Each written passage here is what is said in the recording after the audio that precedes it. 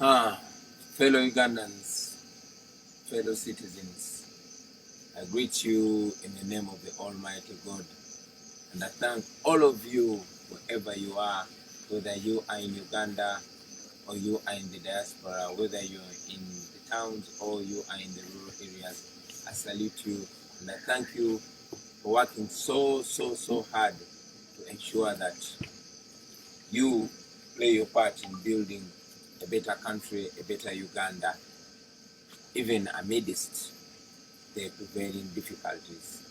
Thank you very much, fellow citizens. And in a special way, I want to thank the people that have received us in the many districts where we have been holding our campaign meetings, right from the people of Mbarara who received us when we were launching our manifesto. We thank you very much. To the great people of Bankole, mwebale mnonga, mwebale barambanje, mwebale mnonga. To the people of West Nile, Awadifo. To the great people of Lango, Afoyo Matiek. To the people of Usoga, mwebale ino, mwebale bakagwa, mwebale ino, mwebale idara. To our brothers in Acholi land, Afoyo Bear. To the people of Teso, Yalama Noi. To our brothers in Karamoja, Alakara Noi.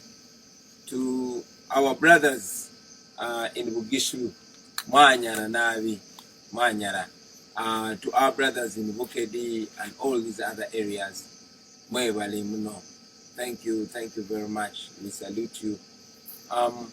We had gone to different districts in different sub-regions.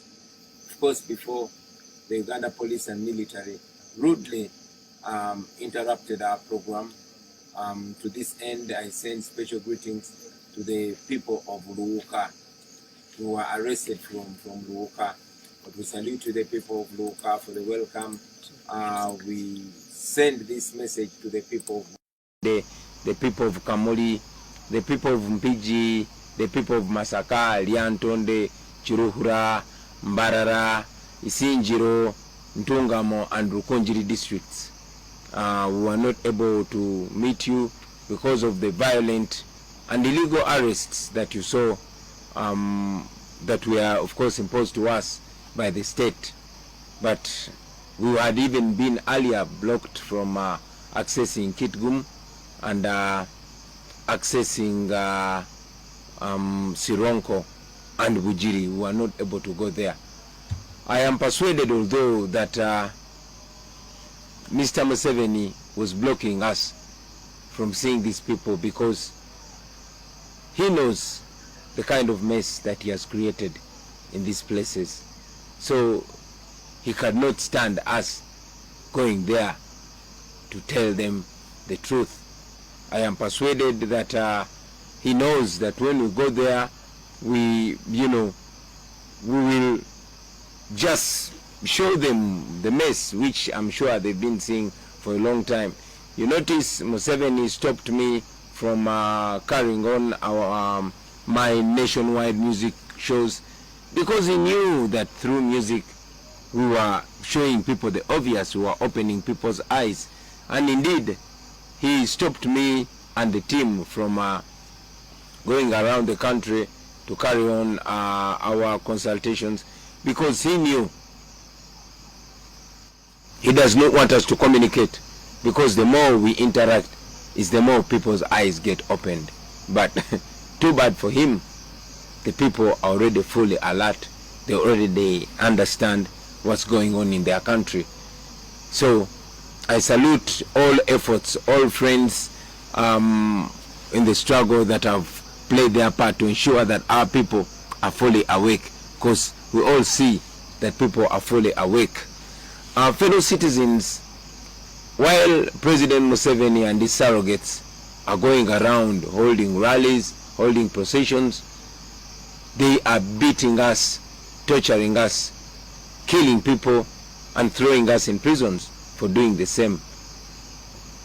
He knows that even when he was encouraged to postpone the election, he was looking at this COVID-19 pandemic as an opportunity to rig the election, to play his usual game.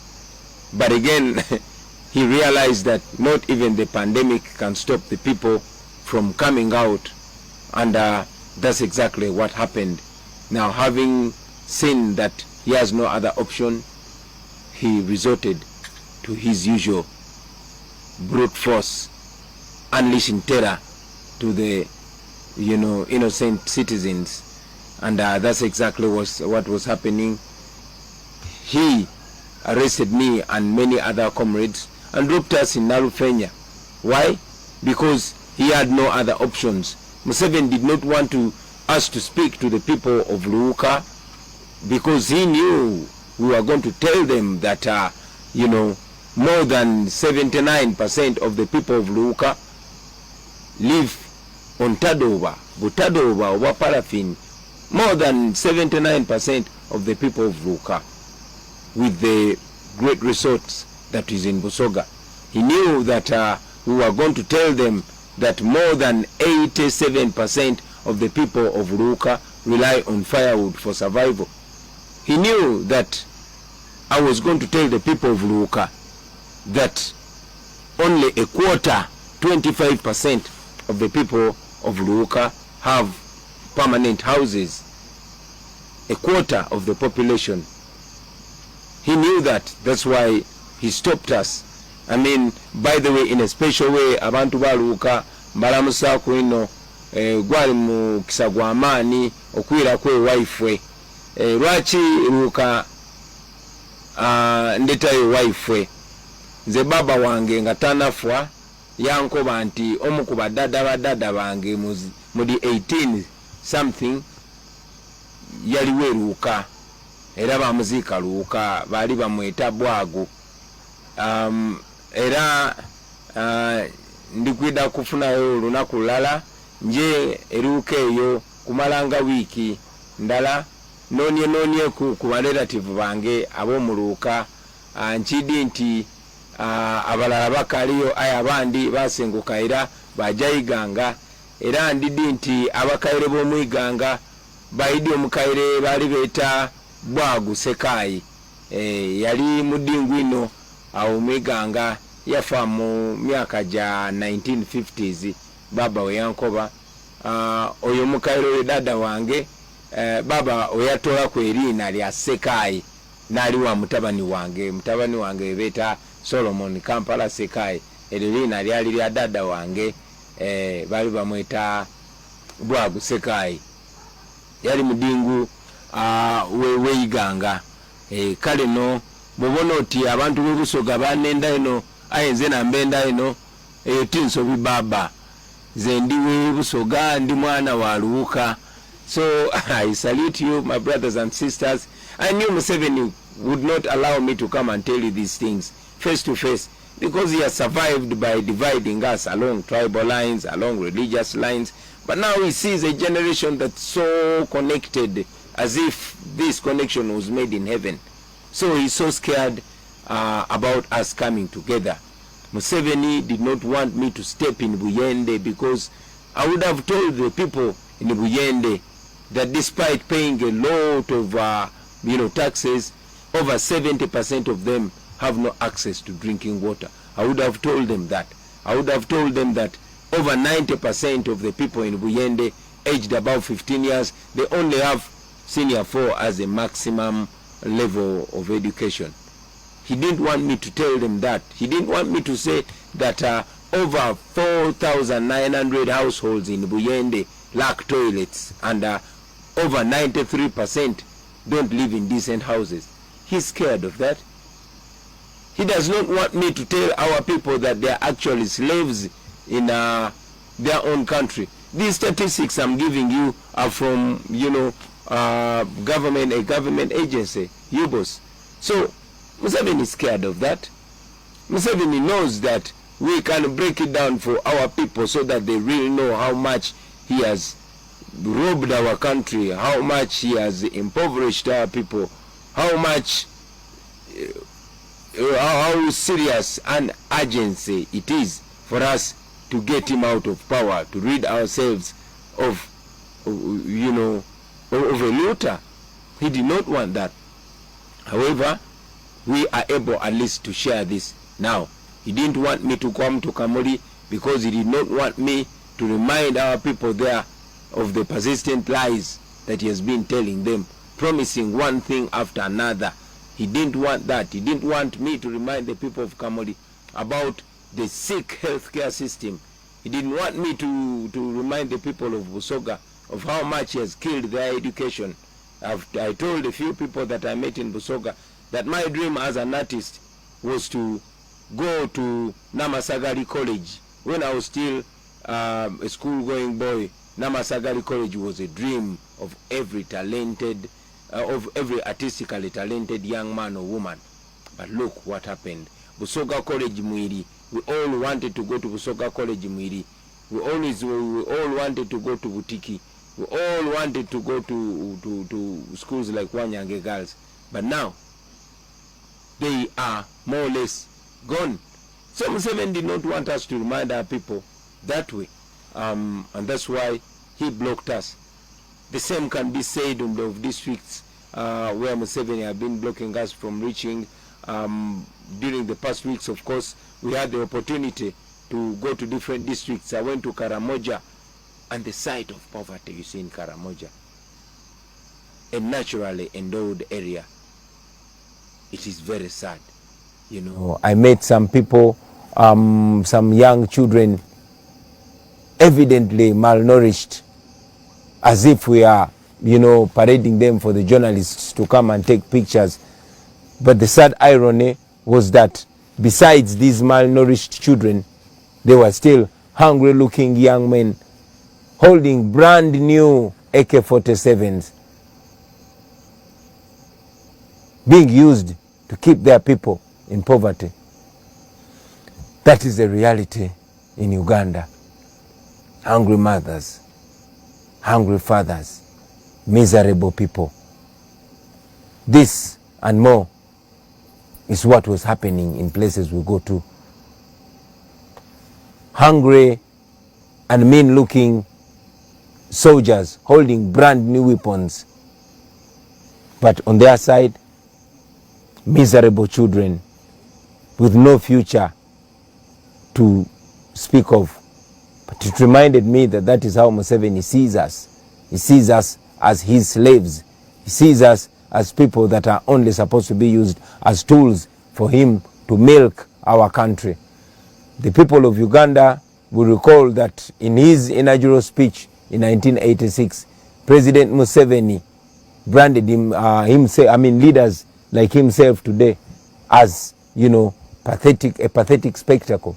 He said in 1986, and I quote, he said, "The Honorable Excellency, who is going to the United Nations in executive jets, but has a population at home of over 90% walking barefoot, is nothing but a pathetic spectacle."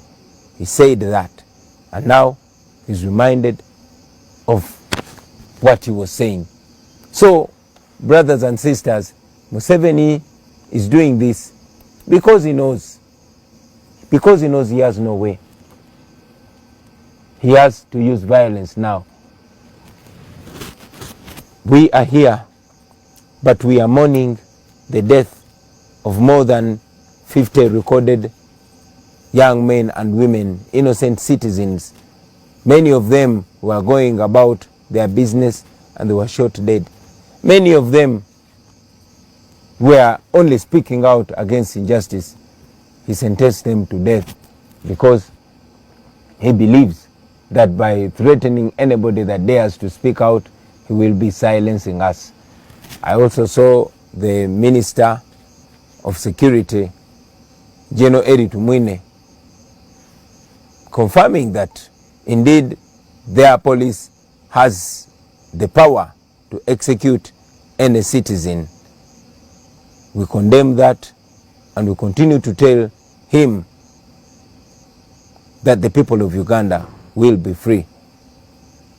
Of course, Museveni did not want me to go to Masaka or Chiruhura or Rukunjiri or Ntungamo because he's scared. He does not want people to show support. He has always been claiming that our support is only in the central region, only in urban areas, but I'm sure the truth was clear for everybody to see that indeed the people of Uganda from all corners, from north to the south, from the west to the east, all of them are yearning for change. All of them are ripe for change.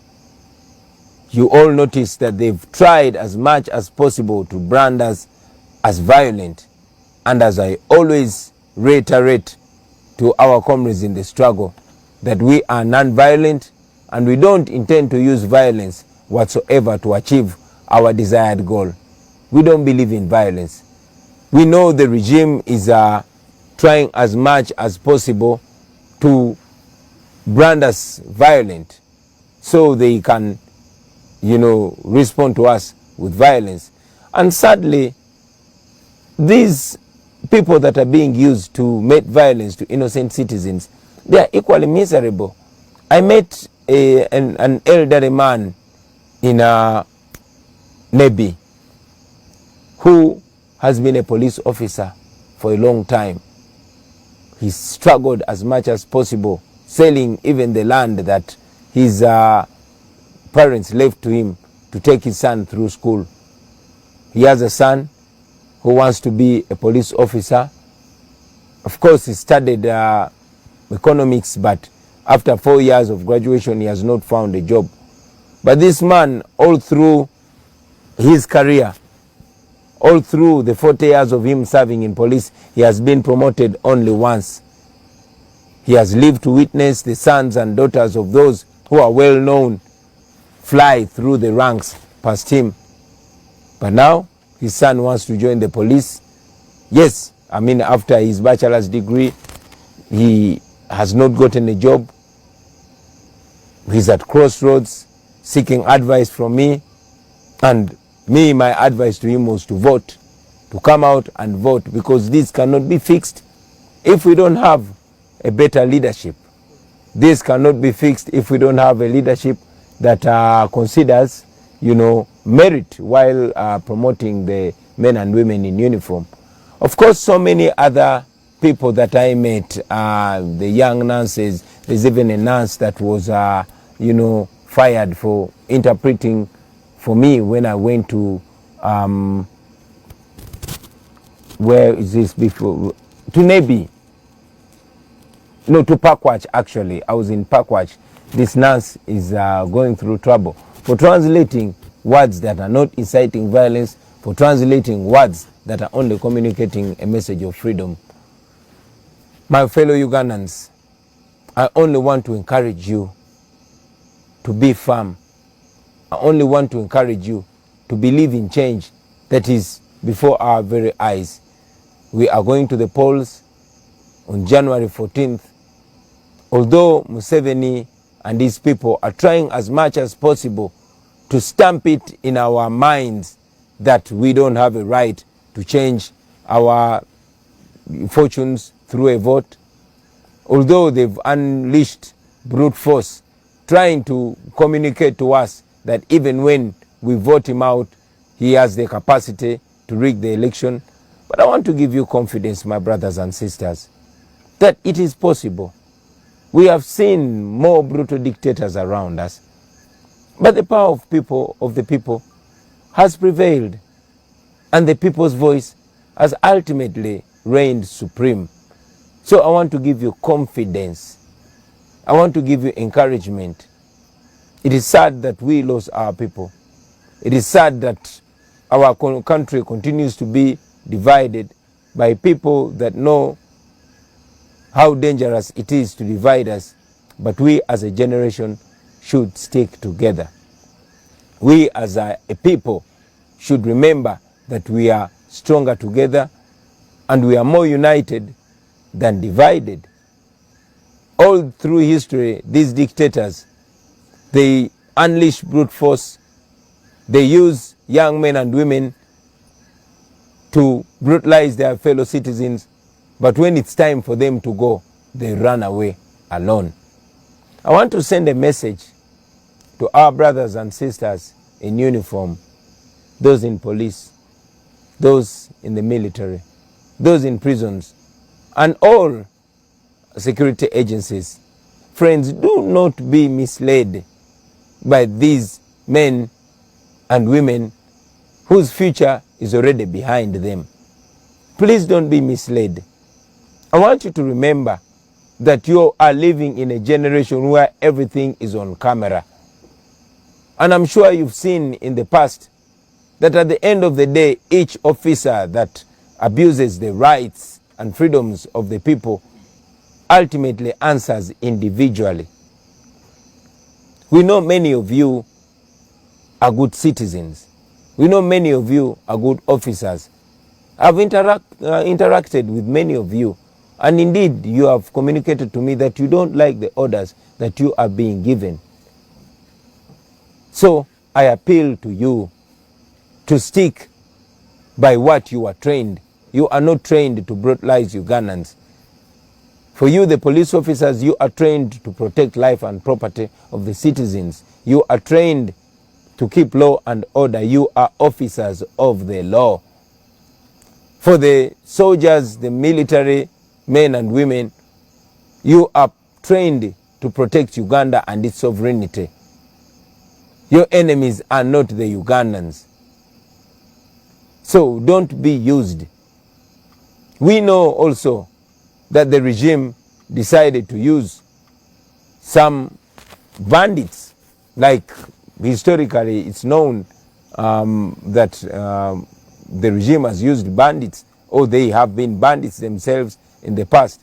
So they've decided to use some armed hooligans who show up on our streets without uniform, but wielding dangerous guns, AK-47 and others, shooting and murdering unarmed civilians. I want to remind you, friends, that there will be a time of answering questions. So whatever you do, remember that one day you're going to answer. Now, to President Museveni and his anger zone. You have spoken the way I'm speaking in the past. Only that, very disappointingly, you don't want to be reminded of your words. Mr. President, all we are saying is be a man of your word. It is you, the elders, that teach us to keep our word. You say if you're a man, you keep your word. So all we're asking of you, Mr. President, is keep your word. Be a man of your word. You said Africa's problem, and Uganda in particular, are the leaders that overstay in power. You one time said a fundamental change had come to Uganda. You one time said you will not preside over a government where people are killed and you don't know the killer. You one time said that you went to the bush because Obote killed your people, because Amin killed your people. These are the same reasons that you gave for picking up guns and convincing young men and women of that time, our age of that time and even younger, to join you in what you called a liberation struggle. But here we are, 40 years later, you are killing our mothers, you are killing our fathers, you are killing a population who are supposed to be your grandchildren.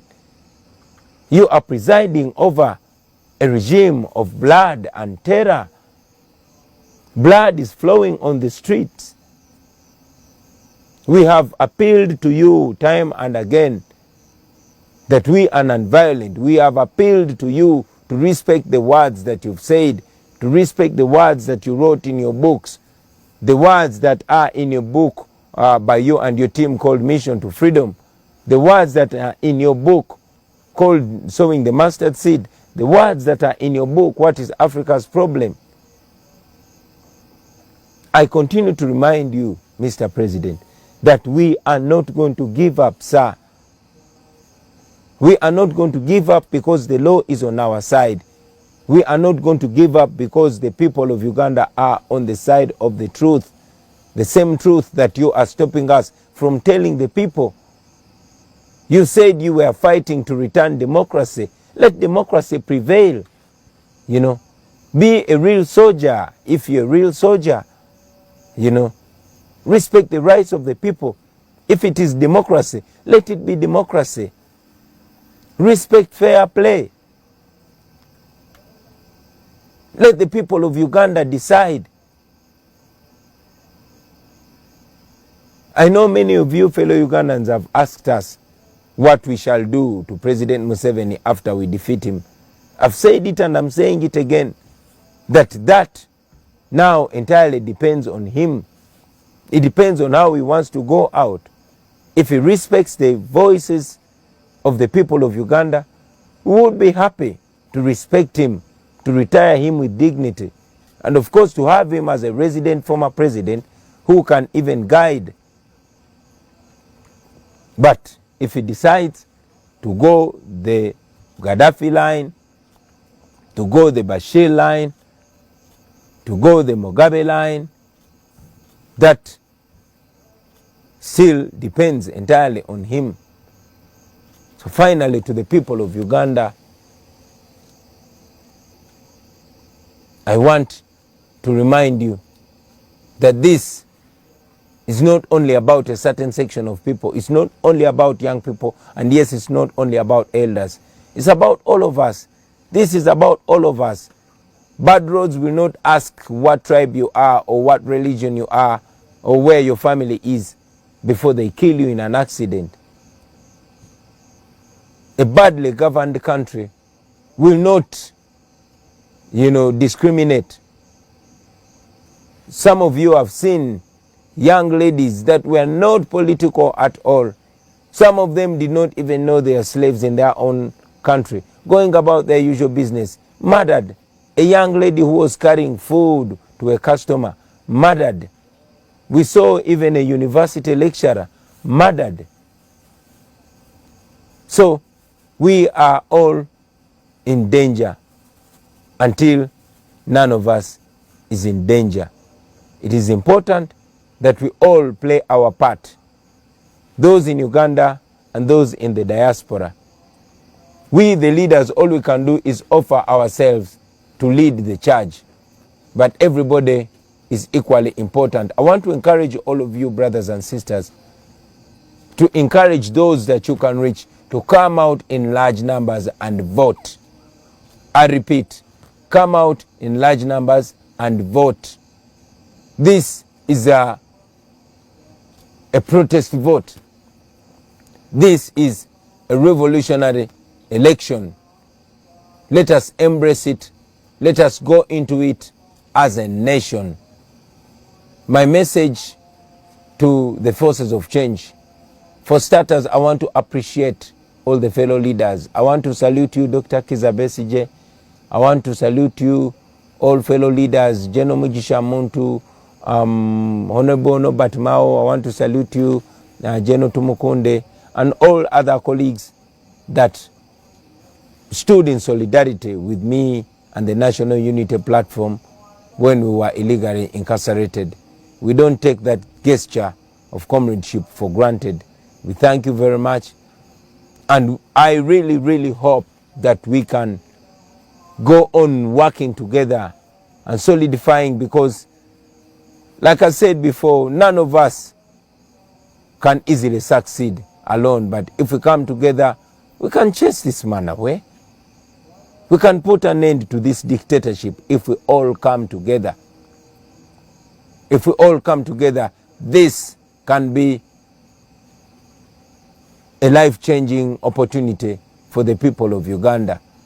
I've said it before and I say it again, that the people of Uganda are already united. It's upon us, the leaders, and I'm really, really encouraged by the constant gestures of unity. We have the opportunity, and if we maximize it, Museveni and his regime of blood and terror will be history. I thank all of you, ladies and gentlemen, for tuning in and listening to me. I want to inform the people of Chenjojo, of Chegegwa, of Fort Portal, that we shall be with you tomorrow. And all areas where we've not come yet, we shall be coming there. The people of Busoga, the people of Sironko, the people of Kitgum, where we've not been able to reach, we are making efforts to adjust our program to ensure that we come there physically, so that we share these facts physically, so that we share these truths physically. I know the regime will try as much as possible to block us. I know they'll try as much as possible to ensure that we don't reach you with the message of freedom. So in the meantime, before we come to you, I want to request all the leaders, wherever you are, to ensure that you send this message out there. Abariomu ankore message mujongereyo, abana babusoga message mujongereyo, mwena abali mbitundu bya Uganda ebyenjawulo message eyo mujongereyo baganda bange. Obudde tulina butono, atenga tulina okutuukiriza ekirooto ky'abana Uganda ekyokubeera free mu nsi yaabwe. So njagala obbasaba mwena obubaka buno mubwongereyo, temukitulekera, because it's not about us alone, it's about all of us as a nation. Obubaka mubwongereyo, abantu mbajjemu okutya, newankubadde eno gavumenti ya Museveni esazeewo okusumulula ettemu, era nga tumanyi bayinza n'okwongera mu ttemu lyabwe.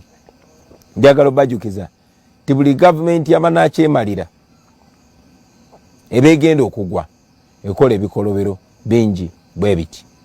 Buli gavumenti yabanakyemalira eba egenda okugwa ekola ebikolobero bingi bwe biti, neemaliriza egudde.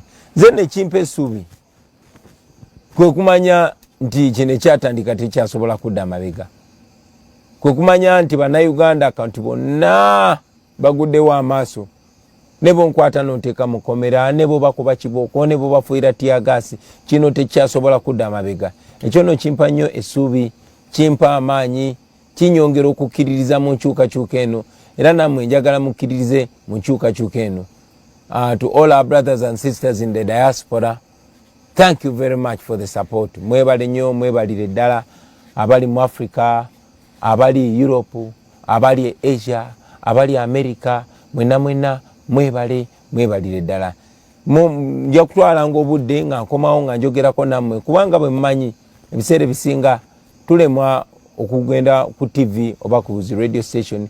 Engeri ezisinga obungi gye zaawambibwa, abangi babatiisatiisa, mulabye nti tetulina billboard n'emu, kubanga gavumenti yabagaana okutuwa billboards.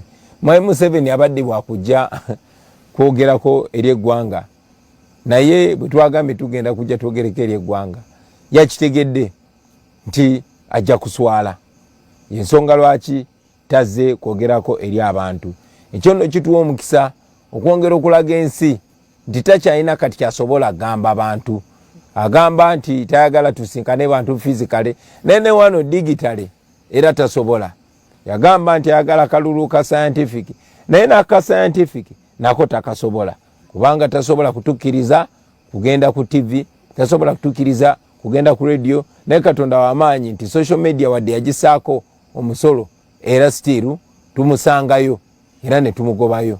Era nga bwe mujja okulaba ebiseera bijja mu maaso, tujja kufuba okukozesa buli mbeera okulaga bannayuganda ti Museveni takyalina kyatugamba.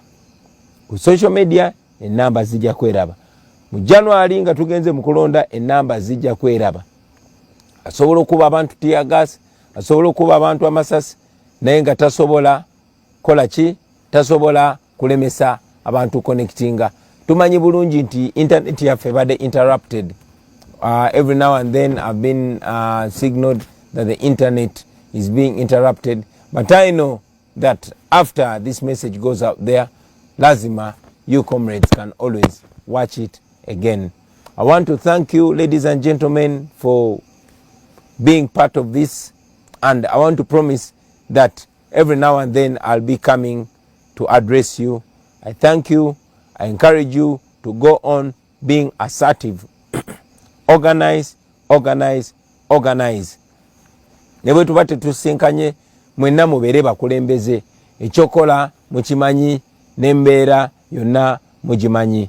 Njagala kusanya okwebaza bonna bonna abeebeereddemu mu ngeri ez'enjawulo. Mwebale nnyo, mwebalire ddala.